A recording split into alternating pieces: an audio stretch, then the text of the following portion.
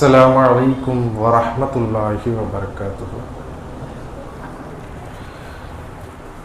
لا إله إلا الله لا إله إلا الله لا إله إلا الله محمد رسول الله محمد رسول الله لا إله إلا الله لا إله إلا الله لا إله إلا الله محمد رسول الله محمد رسول الله. الحمد لله الحمد لله رب العالمين حمدا شاكرين الصلاة والسلام على خير البرية محمد صلى الله عليه وسلم طيبين طاهرين. أما بعد قال الله تعالى قرآن العظيم وفرقان المجيد أعوذ بالله من الشيطان الرجيم بسم الله الرحمن الرحيم. قال الله تعالى إن الله وملائكته يصلون على النبي يا أيها الذين آمنوا صلوا عليه وسلموا تسليما اللهم صل وسلم على رسولك سيدنا نبينا مولانا محمد وعلى آل سيدنا محمد وبارك وسلم عليه. அளவற்ற அருளாளன் நிகரற்ற அன்புடையோன் அல்லாஹுக்கே எல்லா புகழும் சலாமும் அருளும் கண்மணி நாயகம் முத்து முஹம்மது நபி ஸல்லல்லாஹு அலைஹி வஸல்லம் அவர்கள் மீதும் அவர்களின் வாழ்க்கையை சற்றும் பிசகாமல் பின்பற்றி வாழ்ந்த உத்தம சத்திய சஹாபாக்கள் தாபியர்கள் தபா தாபியர்கள் நஹதாக்கள் ஷஹதாக்கள் வலிமார்கள் மேலும் அல்லாஹுவின் திருப்பொருத்தத்தை எதிர்பார்த்து அமர்ந்திருக்கக்கூடிய நாம் அனைவர்கள் மீதும் உண்டாகட்டுமாக. ஆமீன் ஆமீன் யா ரப்பல் ஆலமீன். கண்ணியத்திற்குரிய அல்லாஹுவின் நல்லடியார்களே, அல்லாஹுவின் மாபெரும் ஃபதல் இந்த இடத்தில் அல்லாஹுவின் பொருத்தத்திற்காக நாம் அனைவர்களையும் அல்லாஹ் ஒன்று கூட்டியிருக்கின்றான். இந்த இடத்தில் ஒன்று கூட்டியது போன்று நாளை மறுமையிலும் அல்லாஹ் சொர்க்கத்தில் உயர்ந்த சொர்க்கத்தை வைத்திருக்கின்ற அந்த சொர்க்கத்தில் அல்லாஹ் நாம் அனைவர்களையும் ஒன்று கூட்டுவானாக. ஆமீன் ஆமீன் யா ரப்பல் ஆலமீன். பெருமானார் ஸல்லல்லாஹு அலைஹி வஸல்லம் அவர்கள் எத்தனை மாதத்தை அல்லாஹு தஆலா கண்ணியப்படுத்தினாலும் எந்த இடத்திலும் இஸ்லாத்தின் பார்வையில் இந்த வருடம் சிறந்த வருடம் என்று அல்லாஹ் எந்த இடத்திலும் கூறியதில்லை. இந்த நாள் சிறந்த நாள் என்று இஸ்லாத்தின் பார்வையில் எந்த நாளையும் கூறியதில்லை. ஆனால் ஒரு சில மாதங்களை மட்டும் சிறந்த மாதம் என்று பெருமானார் ஸல்லல்லாஹு அலைஹி வஸல்லம் அவர்கள் கூறினார்கள். அதிலும் மிக முக்கியமாக ஷஅபானுல் ஷஹரி என்கிற வார்த்தையை சொன்னாங்க. ஷஅபானுல் ஷஹரி, ஷஅபான் என்னுடைய மாதம் என்று பெருமானார் சொன்னாங்க. ரசூலுல்லாஹ் எப்படிப்பட்ட எந்த மாதத்தையும் சொல்லியிருக்கலாம். ரஜப் மாதத்தை சொல்லியிருக்கலாம், ரமலான் மாதத்தை சொல்லியிருக்கலாம். ரமலான் மாதம் என்பது அல்லாஹ்வின் மாதம் என்று சொல்லுவாங்க. எந்த மாதத்தையும் பெருமானார் சொல்லியிருக்கலாம். ஷஅபானுல் ஷஹரி, ஷஅபான் என்னுடைய மாதம் என்று பெருமானார் ஸல்லல்லாஹு அலைஹி வஸல்லம் சொன்னார்கள். ஏன் ரசூலுல்லாஹ் இந்த ஷஅபான் மாதத்தை என் மாதம் சொன்னார்கள்? அதற்குரிய காரணம் என்ன, அதனுடைய உள் நோக்கம் என்ன என்பதை நாம் விளங்கிக் கொள்ள வேண்டும்.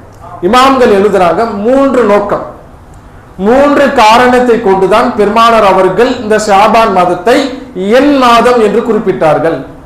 அது என்ன 3 காரணம் என்றால், முதல் காரணம் ரசூலுல்லாஹ் அவர்களை ஜிப்ரீல் அலைஹிஸ்ஸலாம் அவர்கள் சந்திக்கிறார்கள். ஒரு முறை சந்தித்து அவர்களுடைய நெஞ்சின் பகுதியை அறுத்து அவர்களுடைய இதயத்தை எடுத்து ஜம்சம் நீரால் சுத்தம் செய்யப்பட்டது. இந்த இந்த நிகழ்வு என்பது ரசூலுல்லாவுக்கு 3 முறை அல்லது 4 முறை நடந்தது.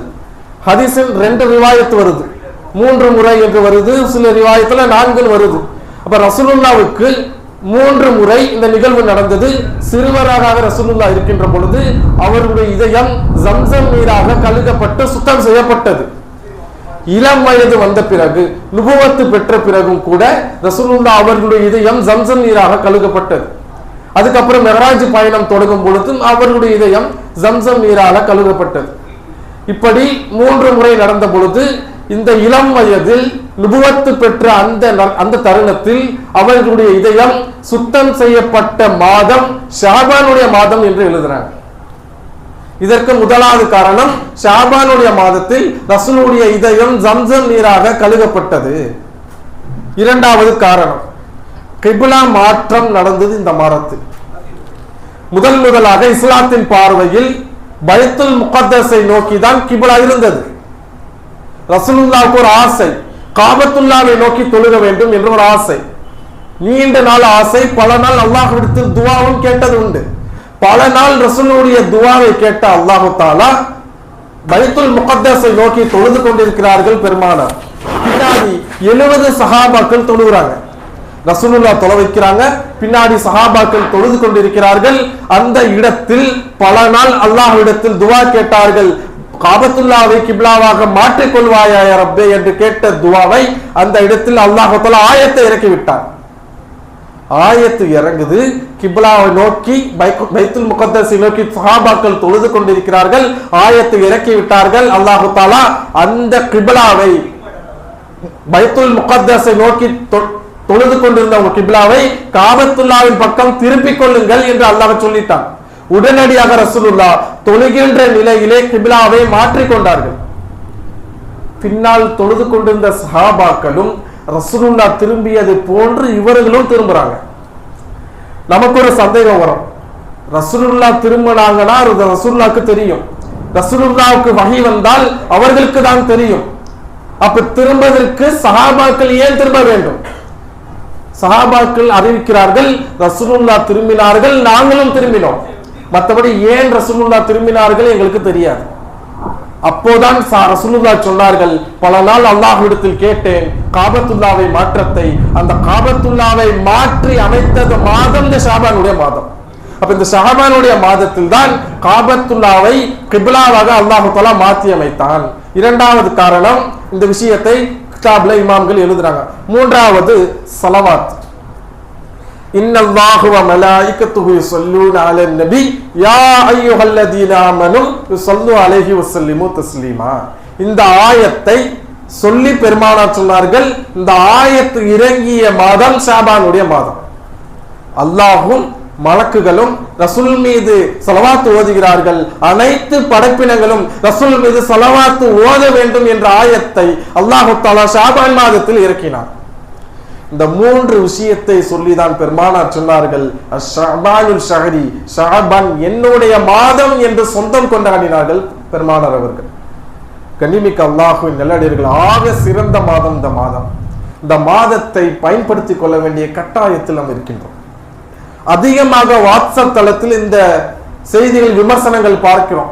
பராத் எதுக்கு, பராத்தில் என்ன அவசியம், அது கூடுமா கூடாது என்று பல விமர்சனங்களையும் பல ஃபசாதுகளை நாம் பார்க்கின்றோம்.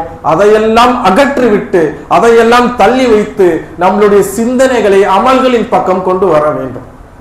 அவர்களுக்கு பதில் சொல்வதற்கு இங்க நேரம் இல்லை. ஆகையால் சிந்தனையும் அந்த அமல்களின் பக்கமும் இபாதத்தின் பக்கமும் நாம் திருப்பிக் கொள்ள வேண்டும் கண்ணியமிக்கவர்களே.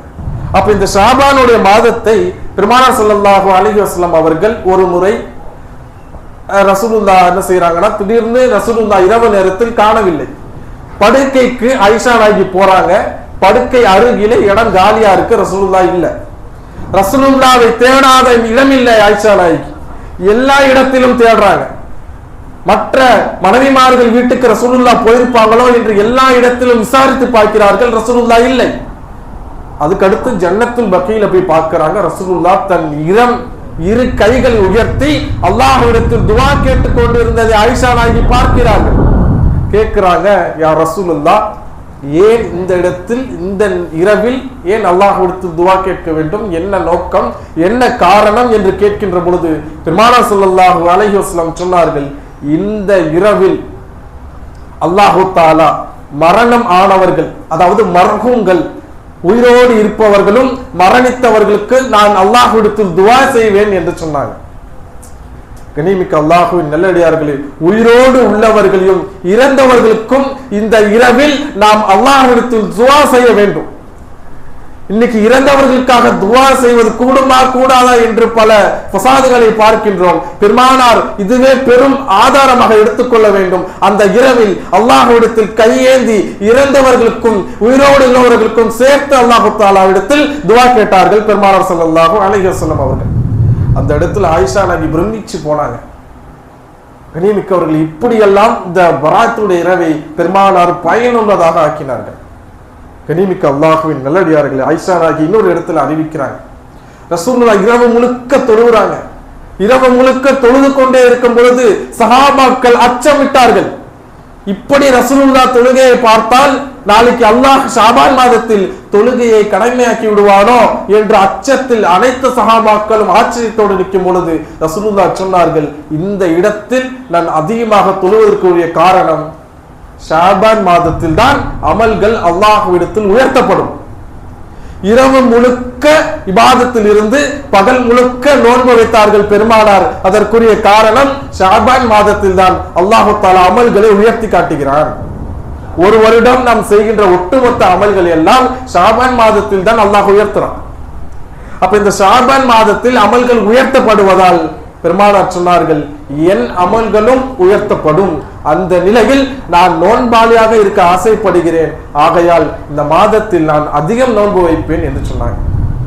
அப்ப இந்த மாதம் என்பது ஒரு பிராக்டிஸ், ஒரு பயிற்சிக்குரிய மாதம். ரமலான் மாதத்தில் நோன்பு வைப்பதற்கு முன்பு இந்த மாதத்தில் நோன்பு வைத்து பயிற்சி எடுத்துக்கொள்வதற்காக பெருமானார் இந்த மாதத்தை பயிற்சி எடுத்துக்கொள்வதற்காக சொல்லிக் கொடுத்த இந்த இபாதத்து தான் இந்த நோன்பு. இப்ப நோன்பை கடைபிடிப்பதற்கு இது பெரும் வாய்ப்பாக இருக்கு. எந்த விஷயம் செய்தாலும் அதற்கு முன்பு நாம் ஒரு பயிற்சி எடுப்போம். ஒரு பிராக்டிஸ் இல்லாம எதையும் செய்ய முடியாது. அந்த பிராக்டிஸ் என்ற அடிப்படையில் தான் இந்த ஷாபான் மாதத்தை பெருமானார் பயன் தருவதற்கு ஏற்பாடு செய்தார்கள். அப்ப இந்த மாதத்தில் நாம் நோன்பை அதிகம் கடைபிடிக்க வேண்டும். ரமலானின் முழு நன்மையையும் அல்லாஹ்விடத்தில் பெற்றுக்கொள்ளக்கூடிய அடியானாக மாற வேண்டும். கண்ணியமிக்க அல்லாஹ்வின் நல்லடியார்களே, இப்படி பெரும் பெரும் அமல்கள் உள்ளது. இஸ்லாத்தின் பார்வையில் அமல்கள் என்பது இதுதான் சிறந்த அமல் என்று ஒண்ணு கிடையாது. எந்த அமல் செய்தாலும் அதை தொடர்ச்சியாக செய்தால் அது சிறந்த அமலாக மாறும். இதுதான் சிறந்த அமல். எதையும் பெருமானார் பெரிதளவு குறிப்பிட்டு காட்டியதில்லை. ஒரு அமல் செய்யறோம், சதகா செய்யறோம், இல்ல ஏதாவது ஜகாத்தை கொடுக்கிறோம் என்றால் அது கடைசி வரையும் நாம் தொடர்ச்சியாக செய்யும் பொழுது அந்த அமல் சிறந்த அமலாக மாறும். அப்ப இதுதான் பெருமானார் சிறந்த அமல் என்று சொன்னார்கள். உதாரணமாக பிலால் ரலியல்லாஹு அன்ஹு அவர்களுடைய கால் பாதத்தின் சத்தத்தை சொர்க்கத்தில் ரசூலுல்லாஹ் கேட்கிறாங்க. மேராஜ் பயணத்துல சொர்க்கத்தில் காலடி சத்தம் கேட்குது. அல்லாஹ்விடத்தில் கேட்டார்கள், இது யார் காலடி சத்தம்? அப்போது அல்லாஹ்விடத்தில் பதில் வந்தது, இது பிலால் ரலியல்லாஹு அன்ஹு காலடி சத்தம். உடனடியாக மேராஜ் முடிந்தவுடன் ரசூலுல்லாஹ்வை சந்தித்தார்கள். பிலாலை பார்த்து கேட்டார்கள், யா பிலால், உங்கள் கால் பாதத்தின் சத்தத்தை நான் சொர்க்கத்திலே கேட்டேன், என்ன அமல் செய்தீர்கள் என்று கேட்கிறாங்க. பிலால் ரலியல்லாஹு அன்ஹு சொன்னாங்க, யா ரசூலுல்லாஹ், பெருசா நான் எந்த அமல் செஞ்சதில்லை, பெரிய அளவில் அமல்களின் பக்கம் நான் ஈடுபாடு கொடுத்ததில்லை, ஒன்னே ஒன்று செய்வேன், எந்நேரமும் ஒழுவோடன் இருப்பேன், எந்த நேரமும் ஒழுவோடன் இருப்பேன் என்று பிலால் ரலியல்லாஹு சொன்னார்கள். ஒழு செய்து விட்டார்கள் என்றால் கூடுதலாக 2 ரக்காத்தையும் சேர்த்து தொழுவேன் என்று சொன்னாங்க. அப்ப எந்நேரமும் ஒழுவோடு இருக்கின்ற இந்த பழக்கத்தை பிலால் ரலியல்லாஹு தொடர்ச்சியாக இருந்தார்கள். அதுக்கு கிடைத்த பெரும் சொஹபத், பெரும் பாக்கியம் மறுமையில் இவர்களுடைய கால் பாதத்தின் சத்தத்தை அந்த இடத்தில் அல்லாஹ் கேட்க வைத்தார். ஒது செய்வது அமல், அது சிறந்ததாக எப்ப மாறும் என்றால் தொடர்ச்சியாக செய்யும் பொழுதுதான் மாறும். அப்ப இந்த ஷாபானுடைய மாதத்தில் ஆக சிறந்த அமலாக இருப்பது இந்த நோன்பு தான். அப்ப இந்த நோன்பை நாம் தொடர்ச்சியாக பயனுள்ளதாக பயன்படுத்திக் கொள்ள வேண்டும். கண்ணியமிக்க அல்லாஹ்வின் நல்லடியார்களே, இது வெறும் துஆவிற்கு மட்டும் அல்ல, நாம் செய்த பாவத்திற்கு தௌபாவாகவும் இந்த மாதம் இருக்கு. தௌபா கேட்கிறோம். தௌபாவிற்கு பல ஷர்த்துகள் இமாம்கள் நமக்கு விளக்கி காட்டுறாங்க. இந்த மாதத்தில் அதிகம் நாம் தௌபா கேட்க வேண்டும். ஏனென்றால் முதல் வானத்திலிருந்து அல்லாஹ்வே சொல்கிறான், அல்லாஹ் சொல்கிறான், முதல் வானத்திற்கு நான் இறங்கி வருகிறேன் என்று அல்லாஹ் சொல்றான். அல்லாஹ் சொல்கிறான், பாவ மன்னிப்பு கேட்க தயாராக இருக்கக்கூடிய அடியார்களே, முதல் வானத்தில் நான் நிற்கின்றேன், என்னிடத்தில் பாவ மன்னிப்பு கேட்டு மன்னிப்பை பெற்றுக் கொள்ளுங்கள் என்று அல்லாஹ் சொல்றான். இரண்டாவது அல்லாஹ் சொல்கிறான், இல்லா முஸ்தர்ஸிகு ஃபர்ஸுகுஹு, உணவில்லாமல் கஷ்டப்படக்கூடிய பசி ஏழைகளே, என்னிடத்தில் உணவை வாங்கி பெற்றுக் கொள்ளுங்கள் என்று அல்லாஹ் சொல்கிறான். மூன்றாவது சொல்கிறான், இல்லா முப்தல ஃபஆஃபியா என்று அல்லாஹ் சொல்றான். நோயோடு கஷ்டப்படக்கூடிய நோயாளிகளே, என்னிடத்தில் ஷிஃபாவை பெற்றுக் கொள்ளுங்கள், நான் உங்களுக்கு நிவாரணம் கொடுக்கிறேன் என்று அல்லாஹ் சொல்றான். இந்த மூன்று விஷயத்தை அல்லாஹ் ஆஃபர் படுத்துறான். நான் இறங்கி வருகிறேன், இந்த மூன்றும் தேவைகள் உங்களிடத்தில் இருந்தால் என்னிடத்தில் கேட்டு பெற்றுக்கொள்ளுங்கள் என்று அல்லாஹ் சொல்றான். அப்ப நமக்கு இந்த தேவைகள் எதுவும் இருக்கலாம், நம் பாவம் செய்து அப்பாவியாக இருக்கலாம். அல்லாஹ்விடத்தில் தௌபா கேட்டால் அல்லாஹ் மன்னித்து விடுவான். உணவில்லாமல் ஆக பசியோடு ஏழையாக இருக்கலாம், அல்லாஹ்விடத்தில் உணவை கேட்டால் அல்லாஹ் உணவை கொடுத்து விடுவான். இதுவும் இல்லை, உடலால் பாதிக்கப்பட்டு நோய் வாய்ந்தவர்களாக இருந்தால் அல்லாஹ்விடத்தில் கேட்டால் அதனுடைய ஷிஃபாவையும் அல்லாஹ் கொடுத்து விடுவான். இது மூன்றும் அல்லாஹ் சொல்லி வருகின்றான். இறுதியாக சொன்னான், ஹத்தா யல்லாஹுல் ஃபஜர், ஃபஜர் நேரம் வரையும் உங்களுக்காக நான் காத்திருக்கின்றேன், எனக்காக எந்த ஃபஜர் வரையும் எப்போது கேட்டாலும் உங்களுக்கு நான் கொடுக்க தயாராக இருக்கிறேன். கொடுப்பதற்கு தயாராக இருக்கிறார் ரப்பு, கேட்பதற்கு நான் தயாராக இல்லை என்பதை ஆழமாக சிந்திக்க வேண்டும். கணித்துக்குரிய அல்லாஹ்வின் நல்லடியார்களே, தேவைகளை மட்டும் கேட்பது துவா அல்ல, செய்த பாவத்தையும் அல்லாஹ்விடத்தில் தௌபா கேட்க வேண்டும்.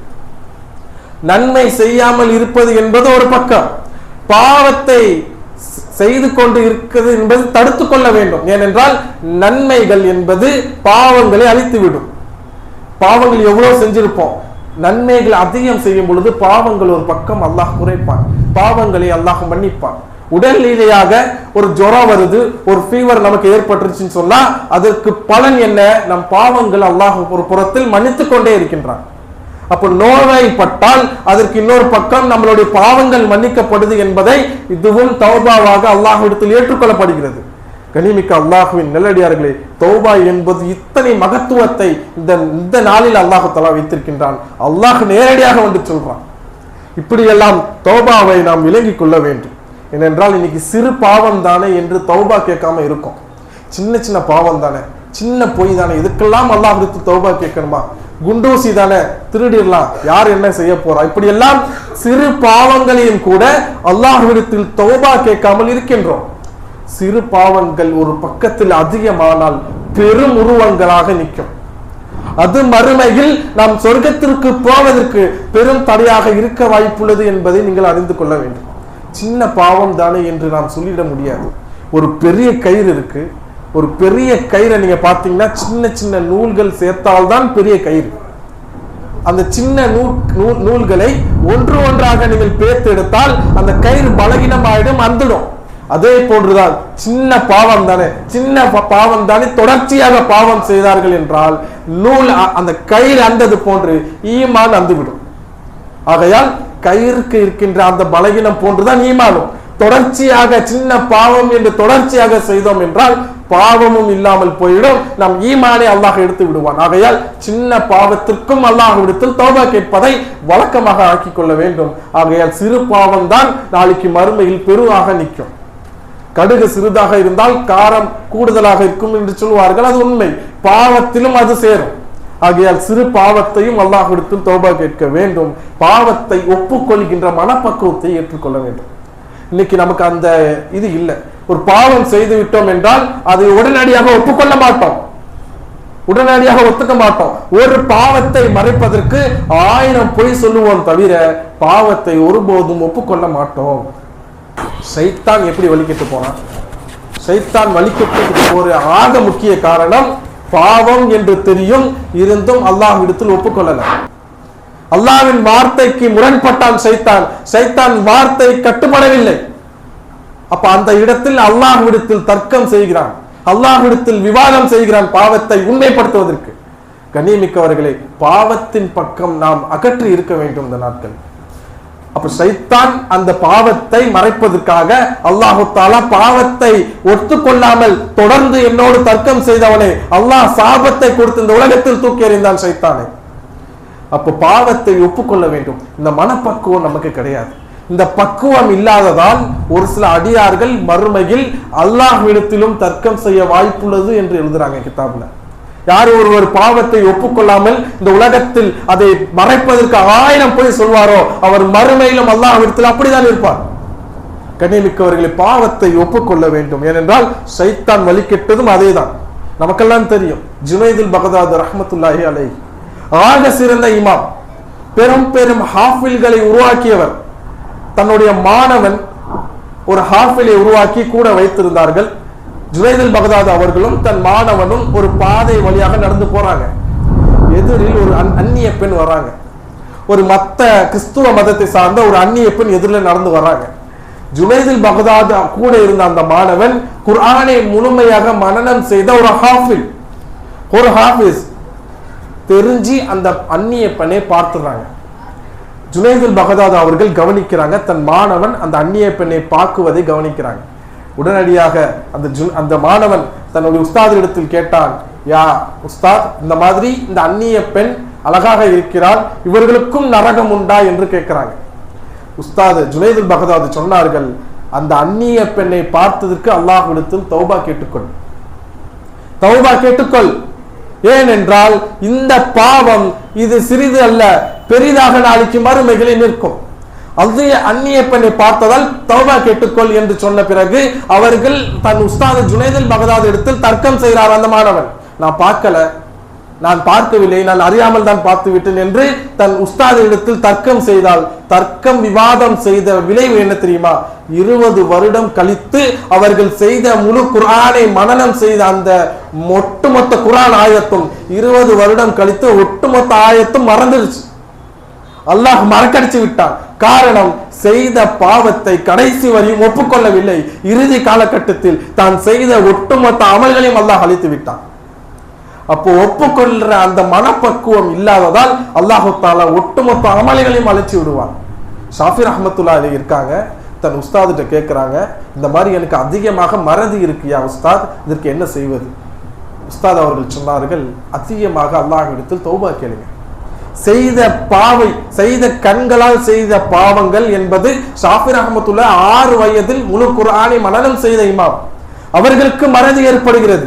உஸ்தாது சொன்னாங்க, தௌபா கேட்டுக்கொள்ளுங்க. தௌபா என்பது பாவத்தின் பக்கம் அகற்றி நன்மையை அதிகப்படுத்திக் கொள்ளும். கண்ணியமிக்கவர்கள், இப்படியெல்லாம் பெரும் பெரும் இமாம்கள் தௌபாவின் பக்கம் சென்று அல்லாஹ்வை உடனடியாக நெருங்குவதற்கு பெரும் வாய்ப்பாக இருந்தது. அப்ப இந்த ஷாபான் மாதத்தில் இந்த பராத்துடைய இரவில் நாம் அதிகமாக தௌபா கேட்கணும். பராத்துங்கிற வார்த்தைக்கு அர்த்தமே விடுதலை என்றுதான் அர்த்தம். நரகத்தில் இருக்கக்கூடிய நரகவாசிகள் விடுதலை ஆக வேண்டும் என்ற நோக்கத்தோடு தான் இந்த பெயரை சுட்டினார்கள் இமாம்கள். பராத் என்ற வார்த்தைக்கு விடுதலை என்று அர்த்தம். கண்ணியமிக்கவர்கள், இப்படியெல்லாம் இமாம்கள் இந்த பராத்துடைய இரவை ஆக சிறந்த மாதமாக குறிப்பிட்டு காட்டக்கூடிய காரணம் துஆவையும் தௌபாவையும் அதிகப்படுத்திக் கொள்ள வேண்டும். கண்ணியமிக்க அல்லாஹ்வின் நல்லடியார்களே, ஃபுதைல் இப்னு இயாத் ரஹ்மத்துல்லாஹி அலைஹி ஆக சிறந்த இமாம். அவர்களை தெரியாத இமாம்கள் யாரும் இல்லை. இவர்கள் சொன்னார்கள், ஃபுதைல் இப்னு இயாத் ரஹ்மத்துல்லாஹி அலைஹி சொல்றாங்க, நான் பாவி என்பதை எப்போ அறிந்தேன் என்றால், என் மனைவி, என் குழந்தை, என் வீட்டு வேலைக்காரன் இவர்கள் எல்லாம் என் வார்த்தைக்கு கட்டுப்பட மாட்டுகிறார்கள். அப்போது நான் விளங்கினேன், அல்லாஹ்வின் வார்த்தைக்கு நான் மாறு செய்வதால் எனக்கு, என் வார்த்தைக்கு என் பிள்ளைகளும் என் மனைவிகளும் மாறு செய்கிறார்கள். அப்ப நம்மளுடைய வீட்டில் நம் வார்த்தைக்கு மதிப்பில்லை, நம் கட்டளைக்கு மதிப்பில்லை என்று சொன்னால் காரணம் நாம் அல்லாஹ்விடத்தில் மாறு செய்வதுதான் மிகப்பெரிய காரணம். அப்ப நாம் அல்லாஹ்வுடைய கட்டளைக்கு கட்டுப்பட்டோம் என்றால் நம் வார்த்தைக்கு அல்லாஹ் கண்ணியத்தை கொடுப்பான். அப்போ இந்த இமாம்களுடைய வரலாறு என்பது இந்த பராத்துடைய இரவில் ஆக சிறந்த முன்னுதாரண வரலாறாக இருக்கிறது. ஆகையால் இதெல்லாம் நாம் ஏற்றுக்கொள்ள வேண்டும். கண்ணியமிக்கவர்களே, இன்னைக்கு பல இடங்களில் அல்லாஹ்விடத்தில் எந்த அளவுக்கு சொல்கிறார்கள் என்றால், நாளை மறுமையில் 2 நபர்கள் அல்லாஹ்விடத்தில் வருவார்கள். 2 பேர்களும் ஆக பெரும் பாவியாக இருப்பார்கள். அல்லாஹு தஆலா 2 நபர்களும் நரகத்திலே தூக்கி எறிந்து விடுவான். ஒருவன் நரகத்துக்கு போ என்று அல்லாஹ் சொன்னவுடன் உடனடியாக நரகத்துக்கு ஓடுவான். ஓடும் பொழுது அல்லாஹ் பிடிச்சி கேட்பானா, உடனே ஓடுறிய, அந்த அளவுக்கு தைரியமா, என் நரகத்தை தாங்குவதற்கு ஆற்றல் உன்னிடத்தில் உண்டா என்று அல்லாஹ் கேட்கின்ற பொழுது அவன் சொல்வானா, இந்த உலகத்துல வாழ்கின்ற பொழுது உன்னுடைய வார்த்தைக்கு நான் கட்டுப்படலை, இங்கேயாவது கட்டுப்படுறேனே என்று சொன்னா அந்த நபருடைய வார்த்தையை அல்லாஹ் பிரமிச்சு போய் சொர்க்கத்துக்கு கொடுப்பான், சொர்க்கத்துக்கு அல்லாஹ் அனுப்பி விடுவான். இரண்டாவது பாவி இருப்பான், அவனையும் அல்லாஹ் நரகத்திலே தூக்கி எறிவான். அவன் நரகத்தின் பக்கம் போகும் பொழுது நம்ம நரகத்தின் எல்லையில் நின்று அல்லாஹ்வை திரும்பி பார்ப்பானா.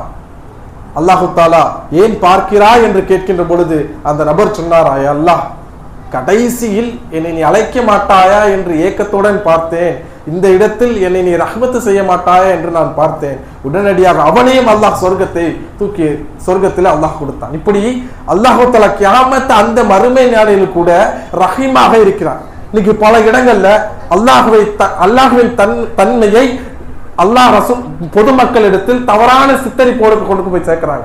அல்லாஹ் கொடுங்கோலன், அல்லாஹு தஆலா மிக மோசமானவன், அல்லாஹு தஆலா ரொம்ப மறுமையில் ஆக கோபக்குரியவன் என்றெல்லாம் அல்லாஹ்வை தன்மையை தவறான முறையில் மக்களிடத்தில் சேர்க்கிறார்கள். அல்லாஹு தஆலா அப்படிப்பட்டவன் அல்ல, அல்லாஹ் ரஹீமானவன், அல்லாஹு தஆலா ரஹ்மத்தானவன். அல்லாஹ்வை பற்றி தன்மையை தவறான முறையில் மக்களிடத்தில் கொண்டு போய் சேர்த்து அல்லாஹ்வை அஞ்சப்படுத்துவதற்காக இந்த தவறான சித்தரிப்பு நடக்கிறது. அல்லாஹு தஆலா ரஹ்மத்தானவன் என்று சொல்றான். எந்த இடத்தில் அல்லாஹ்வை பயப்படணுமோ அந்த இடத்தில் பயப்பட வேண்டும். எந்த இடத்தில் பாவம் செய்கின்ற சூழல் ஏற்படுகிறதோ அந்த இடத்தில் அல்லாஹ்வை அஞ்ச வேண்டும். எந்நேரமும் அல்லாஹ்வை பயப்பட வேண்டும் என்று அல்லாஹ்வுடைய ரஹ்மத்தை நாம் மறந்து விட்டோம். கண்ணியமிக்க அல்லாஹ்வின் நல்லடியார்களே, ரஹ்மத்தை விளங்கணும். இப்படியெல்லாம் சஹாபாக்கள் இருந்தது. ஸலவாத் என்பது இந்த மாதத்தில் அல்லாஹ்வால் கடமையாக்கப்பட்ட மாதம். எந்த அளவு என்று சொன்னால், ஜிப்ரீல் அலைஹிஸ்ஸலாம் அவர்கள் வர்றாங்க ரசூலுல்லாஹ்வை பார்க்க, 3 துஆ கேட்கிறாங்க. ரசூலுல்லாஹ் ஜிப்ரீல் அவர்கள் கேட்ட 3 துஆவிற்கும் ஆமீன் சொன்னார்கள். முதல் துஆ ஜிப்ரீல் கேட்டார்கள், யார் ஒருவர் தாயும் தந்தை வார்த்தைக்கு கட்டுப்படவில்லையோ அவர் மீது ரசூலுடைய சாபமும் அல்லாஹ்வின் சாபம் இறங்கட்டும் என்று துஆ கேட்டார்கள். உடனடியாக அந்த துஆவுக்கு ஆமீன் சொன்னார்கள் பெருமானார்.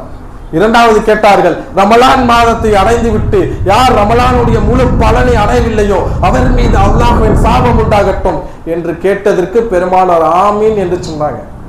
மூன்றாவது சொன்னார்கள், நமக்கு ஆக முக்கியமான விஷயம், மூன்றாவது ஜிப்ரீல் அலைஹிஸ்ஸலாம் கேட்டாங்க, யார் ஒருவர் முஹம்மது என்று பெயர் கேட்டு ஸலவாத் ஓதவில்லையோ அவர் மீதும் அல்லாஹ்வின் லானத்து உண்டாகட்டும் என்று சொன்னார்கள். இதற்கும் பெருமானார் ஆமீன் என்று சொன்னாங்க.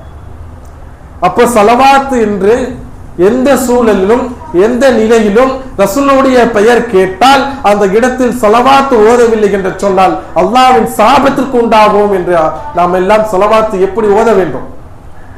ஸலவாத் ரசூலுல்லாஹ் பெயர் கேட்டால் மட்டுமல்ல, ஸலவாத்திற்காக நேரத்தையும் நாம் ஒதுக்க வேண்டும். ஒரு நாளைக்கு ஒரு 10 நிமிடம் ஒரு 10 ஸலவாத்தை ஓதுவதை வழக்கமாக்கி கொள்ள வேண்டும். பெருமானார் சொன்னார்கள், அவ்வலி நாஸ் பி யௌமில் கியாமத்தி அக்ஸருஹும் அலா ஸலாத்தன், நாளை மறுமையில் என்னோடு ஒருவர் நெருக்கமாக இருப்பார். அவர் யார்? அக்ஸருஹும் அலா ஸலாத்தன், என் மீது அதிகமாக ஸலவாத் ஓதக்கூடியவராக இருப்பார்.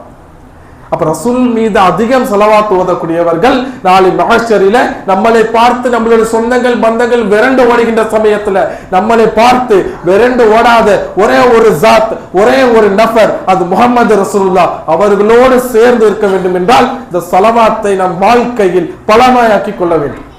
அதை வாழ்வியலாக வாழ்க்கையாக ஆக்கி கொள்ள வேண்டும். இப்ப ஸலவாத் என்பது இந்த சமூகத்திற்கு அல்லாஹ் கொடுத்த மிகப்பெரிய சோபனம். அதை நாம் பயன்படுத்துவதில்லை. ஒரு ஸலவாத் ஓதினால் அவர் மீது அல்லாஹ் 10 ரஹ்மத்து செய்கிறான்.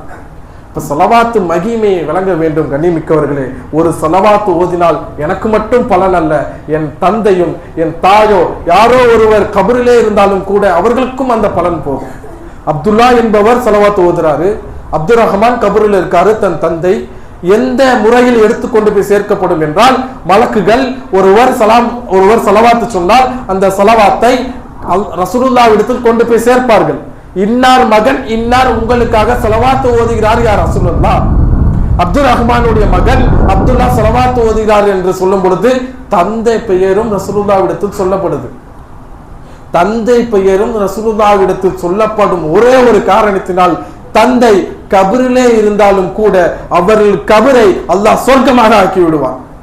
கண்ணிமிக்க அல்லாஹ்வின் நல்லடியார்களே, ஸலவாத் என்பது தனிப்பட்ட நன்மை அல்ல, தன் பெற்றோர்களுக்கும் அந்த நன்மை போய் சேரும் என்பதை விளங்கிக் கொள்ள வேண்டும். ஸலவாத் எந்த நிலையில் இருந்தாலும், எப்படிப்பட்ட சூழல் இருந்தாலும், முஹம்மது என்று பெயர் கேட்டால் ஸலவாத் ஓதக்கூடிய சூழலில் அல்லாஹ் ஏற்படுத்தி கொடுப்பானாக இன்ஷா அல்லாஹ். கண்ணிமிக்க அல்லாஹ்வின் நல்லடியார்கள், இப்படியெல்லாம் இந்த சமூகம் ஸலவாத்திற்கு பெரும் பாக்கியத்தை கொடுத்திருக்கு. நமக்கெல்லாம் தெரியும், இந்த மாதம் வெறும் இதோடு சிறப்பு முடிதா என்று கேட்டால் கிடையாது. இந்த மாதத்தில் தான் அல்லாஹு தாலா மலக்குகளுக்கு உம்முல் கிதாப் என்று அழைக்கப்படக்கூடிய கிதாப், அதாவது விதியின் புத்தகத்தை மலக்குகளிடத்தில் பிரித்து கொடுத்தான். அதாவது ஒரு மனிதன் இந்த உலகத்தில் உள்ள ஒட்டுமொத்த வஸ்துகளும் படைப்புகளும் அந்த ஒட்டுமொத்த விதிகளை ஒரு கிதாபாக அல்லாஹு தஆலா வைத்திருக்கின்றான். அந்த கிதாபை மலக்குகளிடத்தில் பிரித்து கொடுத்த அந்த நாள் என்பது இந்த பராத்துடைய இரவில் தான். இந்த நாளில் தான் அல்லாஹு தஆலா பிரித்து கொடுத்தான். அப்ப இந்த இடத்துல என்ன விளங்கணும் என்றால், விதிதான் மனிதனை தீர்மானிக்கும். விதியை கொண்டு நீண்ட நேரம் பேசலாம். ஏனென்றால் விதி என்பது ஈமானின் ஒரு பங்கு. விதியை நம்ப வேண்டும். எப்படி அல்லாஹுவை நம்புவது ஈமானோ, ரசூலை நம்புவது ஈமானோ, சஹாபாக்கள், வேதங்கள், மௌத்து, கியாமத் நாள் போன்று 7 விஷயத்தை நம்பினால் அது ஈமானில் கூடும் என்று சொன்னார்களோ, அதில் 6வது விஷயம் இந்த விதியை பெருமானார் குறிப்பிட்டார்கள். விதியை நம்புவது ஈமானின் ஆக சிறந்த பங்கு. விதியை நம்ப வேண்டும். விதிதான் மனிதனுடைய வாழ்க்கையை தீர்மானிக்கும். மனிதன் எண்ணுகின்ற திட்டங்கள் எல்லாம் நடக்காது. அலி ரலியல்லாஹு அன்ஹு சொல்றாங்க, விதியை கொண்டு நான் விதியின் விளக்கத்தை எப்போது விளங்கினேன் என்றால், நான் ஒரு திட்டம் போடுவேன், அந்த திட்டம் நடக்காது, அப்போது நான் விளங்கினேன் அல்லாஹ் என்ன திட்டம் வைத்திருக்கின்றானோ அதுதான் நடக்கும். நீங்களும் நானும் என்ன திட்டம் போட்டாலும் நடக்காது. அல்லாஹ் போடுகின்ற திட்டம் தான் இந்த சமூகத்தில் விதியை கொண்டு அல்லாஹ் தீர்மானிப்பான். ஆகையால் விதியை கொண்டுதான் இந்த சமூகத்தில் உள்ள அனைத்தும் நடக்கும். ஒரு மரத்தில் ஒரு காய்ந்த இலை இருக்கு, அது கீழே உழுதுனா அதுவும் அல்லாஹுடைய விதியில் உள்ளது. இப்ப சின்ன சின்ன எறும்பு அசைவு கூட அல்லாஹு தஆலா விதியில் எழுதி வைத்திருக்கிறான் என்று சொன்னால், விதியை நம்புவது ஆக மட்டும் ஈமானை கொடுக்கும். விதி என்பது அறிவுக்கு முரணானது. அது என்ன சிந்திச்சாலும் அறிவுக்கு எட்டாது. ஏனென்றால் விதியை பற்றி விவாதம் செய்யாதீர்கள் என்று பெருமானார் சொன்னார்கள். விதியை கொண்டு உங்களிடத்து நீங்கள் விவாதம் தர்க்கம் செய்யாதீர்கள். சஹாபாக்கள் பேசிக் கொண்டிருக்கிறார்கள் விதியை பத்தி. ரசூலுல்லாஹ் வராங்க, என்ன பேசுறீங்க? நாங்க விதியை பத்தி பேசுறோம் யா ரசூலுல்லாஹ், அதிகமாக பேசாதீர்கள். ஏனென்றால் முன் சென்ற சமூகம் இதே விதியை பற்றி தவறான முறையில் புரிந்து கொண்டு விவாதம் செய்தார்கள். அல்லாஹ் அந்த கூட்டத்தை அழித்து விட்டான். ஆகையால் நீங்களும் அதே போன்ற விதியை தவறான முறையில் பேசி விடாதீர்கள் என்று ரசூலுல்லாஹ் எச்சரிக்கை சொன்னார்கள். ஏனென்றால் விதி என்பது மனிதன் அறிவுக்கு முரணானது. அல்லாஹ் சொன்னால் அது நடக்கும்.